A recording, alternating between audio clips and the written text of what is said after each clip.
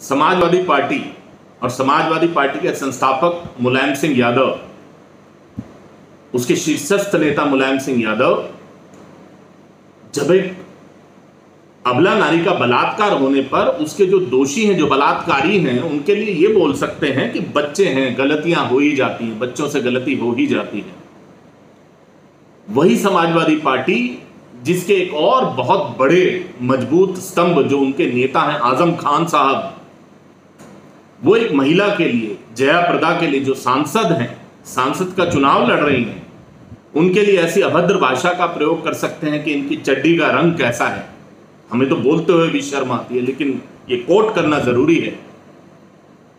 तो ऐसी समाजवादी पार्टी की सांसद जया प्रदा जब राज्यसभा में खड़े होकर बॉलीवुड का जो नेक्सस है, बॉलीवुड में जो ड्रग माफिया जो उसको कंट्रोल करता है, उसके फेवर में उसको समर्थन देती हुई पुरजोर मांग करती हैं सरकार से उस बॉलीवुड को सुरक्षा देने की, और जिस थाली में खाया उस थाली में छेद की उदाहरण देती हैं। तो उनकी बात पर देश भर में इतना हो हल्ला क्यों हो रहा है? क्यों लोग उनको ट्रोल करने पर लगे हुए हैं? क्यों लोग उनको गालियां दे रहे हैं?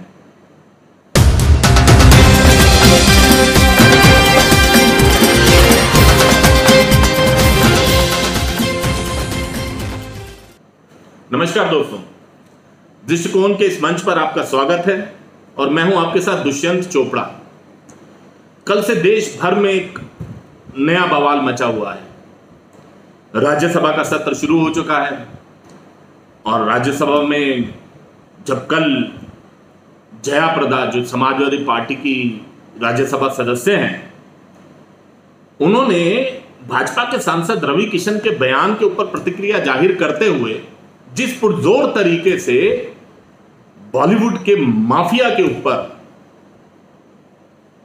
उनको ना सिर्फ समर्थन दिया बल्कि रवि किशन के ऊपर भी गंभीर इल्जाम लगाए, सरकार के ऊपर भी गंभीर इल्जाम लगाए, और रवि किशन को कहा उन्होंने कि जिस थाली में खाते हैं उसी थाली में छेद कर रहे हैं। इस प्रकार की जब उन्होंने बात रखी तो एक बार को तो सारी जगह पर एक हो हल्ला सा मच गया।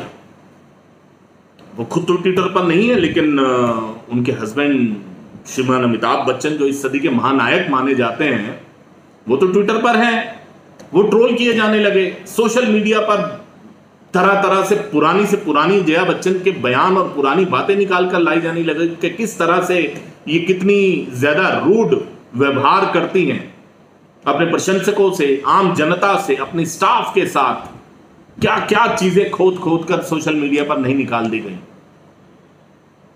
यहां तक भी बात हुई कि जिस थाली में खाते हैं उस थाली में छेद की ये बात करती कैसे हैं।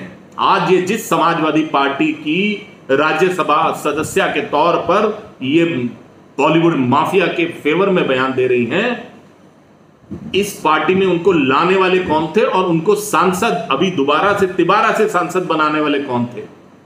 अमर सिंह थे। ये वही ठाकुर अमर सिंह थे, समाजवादी पार्टी के नेता, जिन्होंने बच्चन परिवार की उस समय पर मदद की जबकि ये लोग बिल्कुल सड़क पर आने को तैयार बैठे थे। कोई इनको एक पैसे का उधार देने को तैयार नहीं था। कांड कुछ ऐसे हो चुके थे कि शायद पूरे परिवार की जेल जाने की भी नौबत आ जाती। उस समय में अमर सिंह ने ना सिर्फ इस परिवार की सहायता करी, अपनी दोस्ती निभाई, अमिताभ बच्चन जी को इंडस्ट्री में लोगों से कह कहकर काम दिलवाया, कई उद्योगपतियों से बात करके उनकी कंपनी में पैसा इन्वेस्ट करवाया, उनको सहायता दी, और उसके बाद अमिताभ बच्चन दोबारा से ऐसे खड़े हुए कि आज फिर से वो बड़े से बड़े जो यंग सुपरस्टार कहलाए जाने वाले हैं उनको एक कड़ी टक्कर देते हैं। लेकिन उन्हीं अमर सिंह के साथ इस परिवार ने क्या किया, ये जग जाहिर है, किसी से छुपा नहीं है। अपने आखिरी दिनों में भी जब अमर सिंह अपनी अंतिम सांसें गिन रहे थे, अपना इलाज करवा रहे थे सिंगापुर में, तब वो अमिताभ बच्चन साहब, जो लगातार दिन में कम से कम 25 बार ट्वीट करते हैं, उन्होंने ट्वीट तक करके भी अमर सिंह का हाल पूछने की कोशिश नहीं की। जब अमर सिंह की अंत्येष्टि हो रही थी तब सब लोगों की निगाहें शायद ढूंढ रही थी कि सारे गिले शिकवे मिटा के कम से कम आज तो श्रद्धांजलि देने अमिताभ बच्चन साहब पधारेंगे, उनकी पत्नी पधारेंगी, उनका पूरा परिवार पधारेगा यहां पर अमर सिंह को श्रद्धांजलि देने। कोई भी नहीं आया। तो ये किस मुंह से जया बच्चन जिस थाली में खाया उस थाली में छेद की बात करती हैं? पहले इनको आईने में अपना चेहरा देखना चाहिए। पहले इनको घर पर जाकर अमिताभ बच्चन साहब से चर्चा करनी चाहिए कि थाली में छेद इन्होंने किया या नहीं किया। सारा देश जानता है, सारा बॉलीवुड जानता है। और करंट अफेयर्स के साथ जो लोग अपने आप को अवेयर रखते हैं, जुड़े रहते हैं, अखबारें पढ़ते हैं, जो लोग न्यूज चैनल देखते हैं, उन सब लोगों को पता कि किस तरह से इस परिवार ने आखिरी समय में अमर सिंह का साथ छोड़ा और उनसे किनारा कर लिया। एक एज एन इंडिविजुअल मुझे जया बच्चन के बयान पर बिल्कुल हैरानी नहीं हुई। उनसे ये अपेक्षा की जा सकती है क्योंकि जिनकी खुद की बेटी ड्रग में इन्वॉल्व हो, ड्रग लेती हो, मैं नहीं कह रहा, ये सभी वीडियोस अवेलेबल है, हर चीज नेट पर अवेलेबल है, सोशल मीडिया पर अवेलेबल है कि किस तरह से करण जौहर की पार्टियों में और दूसरी पार्टियों में, यहां तक कि उसके कई वीडियोस ऐसे हैं जहां पर कि दो उनकी फ्रेंड्स श्वेता को बाहर निकाल कर ला रही हैं कि उनसे चला भी नहीं जा रहा, और उसी पार्टी में उनके पीछे रिया चक्रवर्ती भी नजर आ रही है। तो ये तार कहां जुड़ते हैं ये समझ आ रहा है। आप एक एक करके कड़ी से कड़ी मिला लीजिए। सुशांत सिंह राजपूत की रहस्यमय परिस्थितियों में मौत के बाद और कंगना रनौत के ऊपर के जो बयान आए उसके बाद से किन किन लोगों को मिर्ची लगी, कौन कौन लोग निकल कर आए, संजय राउत से लेकर पूरी महाराष्ट्र सरकार, पूरी मुंबई पुलिस और बॉलीवुड के जाने माने नाम, उन सभी लोगों ने बढ़ चढ़कर कंगना रनौत की मजम्मत करी और उसको ज्यादा से ज्यादा ट्रोल किया कि किस बॉलीवुड इंडस्ट्री की बात करती हैं। क्या सुशांत सिंह राजपूत इस बॉलीवुड इंडस्ट्री का हिस्सा नहीं था? उसके मरने पर तो आपके मुंह से एक शब्द भी नहीं फूटा। कंगना रनौत का जब घर टूटा उससे पहले जब संजय राउत ने उसको हरामखोर कहा तब आपका महिला सम्मान कहां था? तब क्या आपके मुंह में दही जमा हुआ था जया बच्चन जी? तब तो आप कुछ नहीं बोली। आज जब वो नस दबी माफिया की, ड्रग माफिया की, तो वो तार कहां जाकर आपके भी शायद कहीं जुड़ रहे हैं। ये वो जो तड़पन है, ये जो छटपटाहट है, ये बता रही है कि आपके भी तार कहां कहां जाकर जुड़े हुए हैं जया बच्चन जी। और जैसा मैंने कहा, मुझे कोई हैरानी नहीं हुई। शायद यह अपेक्षित था जिस तरह से जया बच्चन जी ने अपना गुस्सा जाहिर किया। मुझे हैरानी इस बात पर थी, अभी भी हुई। मैं इस बात पर, इस विषय के ऊपर कल से बहुत लोगों ने सोशल मीडिया पर बोला, लेकिन फिर भी मेरे को कहीं ना कहीं एक आशा थी कि अमिताभ बच्चन जरूर इसके ऊपर अपना पक्ष रखेंगे और कहीं ना कहीं वो अपनी धर्मपत्नी जया बच्चन को कहीं ना कहीं उसके लिए खेद प्रकट करेंगे या कुछ भी बोलेंगे। लेकिन अमिताभ बच्चन जी का एक भी कोई ट्वीट नहीं आया, उन्होंने एक लाइन इस बारे में नहीं बोली।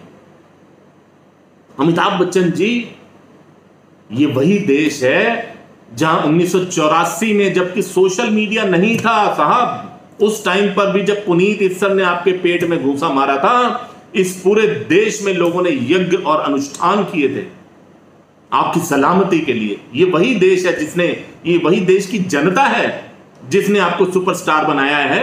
ये वही देश की जनता है जिसकी कृपा से आपकी जो मैडम जया बच्चन जी कह रही हैं कि हम सबसे ज्यादा टैक्स पे करते हैं। टैक्स पे करना कोई एहसान नहीं करते आप। इस देश का जो एक रिक्शा चलाने वाला व्यक्ति है वो भी टैक्स पे करता है मैडम। अगर वो एक माचिस भी खरीद कर लाता है उसके ऊपर भी टैक्स लगता है। वो दाल खरीद कर लाता है तो उसके ऊपर भी टैक्स लगता है। वो तेल खरीद कर लाता है रोज का रोज अपना खाना बनाने के लिए, उसके ऊपर भी वो टैक्स देता है। आप कोई अनोखा टैक्स नहीं देते। इस देश के करोड़ों लोग जो स्कूटर, मोटरसाइकिल, गाड़ियां चलाते हैं वो भी रोड टैक्स देते हैं, तब गाड़ियां उनकी रोड पर आती है। वो भी टैक्स पेयर है। आप कोई अनोखे या अकेले टैक्स पेयर नहीं है जया बच्चन जी। आप कोई अकेला टैक्स नहीं दे रहे, या बॉलीवुड के लोग कुछ कोई खास टैक्स नहीं दे रहे, लेकिन उसके बावजूद भी अमिताभ बच्चन जी के मुंह से एक शब्द नहीं फूटा। ये मेरे को बहुत परेशान और हैरान करने वाली बात है। हम लोग बचपन से उनकी फिल्में देखते आए हैं, और कहीं ना कहीं जो उनको सदी का महानायक, एक सिने नायक कहा है, तो उसमें हम लोगों की बहुत बड़ी भूमिका है, क्योंकि हम उनकी अदाकारी को पसंद करते हैं। आज भी उनको बहुत इज्जत और मान की नजरों से देखते हैं। अभी जब कोरोना काल में वो कोरोना ग्रसित होकर अपने कोरोना से ज्यादा एक पर्टिकुलर हॉस्पिटल का प्रचार करने में लगे हुए थे कि इस फलाने हॉस्पिटल ने मुझे बहुत सहायता दी, इस फलाने हॉस्पिटल ने मुझे बहुत किया, तो वो साफ नजर आ रहा था अमिताभ बच्चन जी कि आप अपने कोरोना का रोना नहीं रो रहे, आप उस अस्पताल का, हॉस्पिटल का प्रचार कर रहे हैं। फिर भी इस देश की जनता ने आपको कुछ नहीं कहा। आप फिर दोबारा से कौन बनेगा करोड़पति लेकर आ रहे हैं, उसकी क्या परिणति होने वाली है ये आने वाले दिनों में सारा देश देखेगा, आप भी देखेंगे। अमिताभ बच्चन साहब, इस देश ने आपको इतना सम्मान दिया है, सराखों पर बिठाया है कि आपने किसी ब्रांड के कपड़े बेचे, उसको प्रमोट किया तो लोगों ने उन कपड़ों को खरीदा। आपने किसी ज्वेलरी शॉप को प्रमोट किया, लोग वहां पहुंचे। आपने उसी सोने को कहीं गिरवी रखने को बोला तो उनका भी धंधा बढ़ गया। लोगों ने आपकी बात को रखा, सराहा, और शायद कोई परेशानी आने पर जब आपने सबसे कहा कि सर की चंपी इस तेल से करो, तो उस तेल की भी बिक्री बढ़ गई।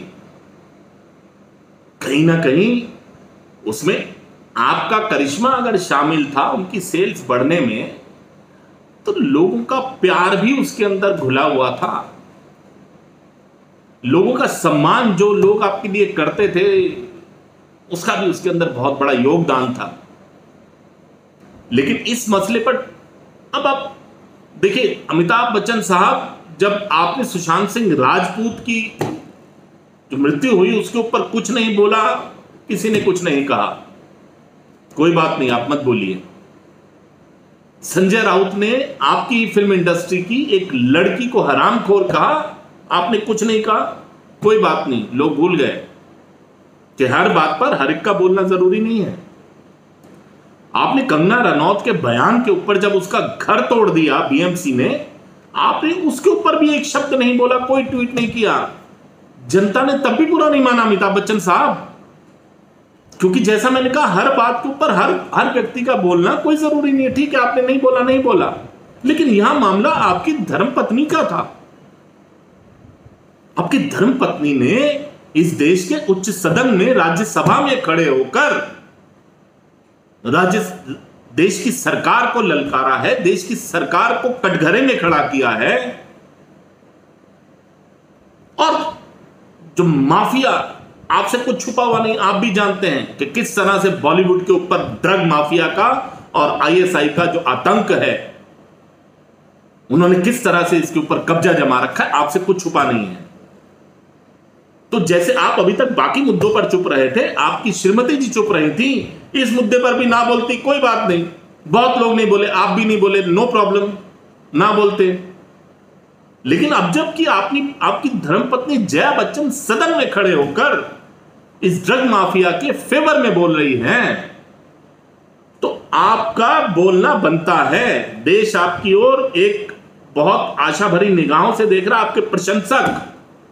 और अगर आपको मेरी बात का विश्वास नहीं है तो आप अपने पिछले 2 दिन के ट्वीट देख लीजिए, किस तरह से लोगों ने इतनी अभद्र भाषा का प्रयोग आपके लिए किया है कि जो शायद कहीं ना कहीं मुझे भी कचोट रही हैं कि आपके लिए उस भाषा का प्रयोग नहीं किया जाना चाहिए।